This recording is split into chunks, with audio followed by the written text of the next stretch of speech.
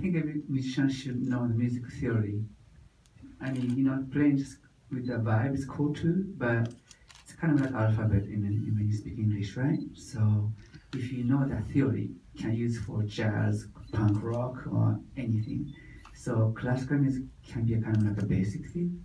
You can take it to the next level, Beethoven, Mozart, Chopin, or Rachmaninoff, something like that. This upcoming concert, I may play some classical tune as well. Yeah. Well, we did the studio visit just last week, and you said something to everybody that was really cool about like how you write. You know what I mean? Like that you're not, if you just write something on a piano, you're sort of confined, but if you literally compose everything on score first, either it's classical or just this stuff. You write it out literally before anything happens, right? Yes, I write every single note to the score, even like Japan songs, like a drum, guitar. They used to give it to the members. The members like, what the fuck?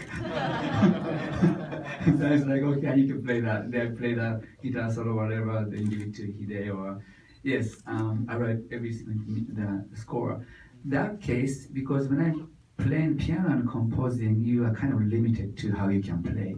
But if you are using just a brain and kind of heart to ring your sound, you can write anything, any melody. Then you're gonna figure out how to play that melody. How to voice it with the different band members. Exactly. Or whatever. So sometimes it doesn't make any sense. So I will write, I need like two bands together or something like that.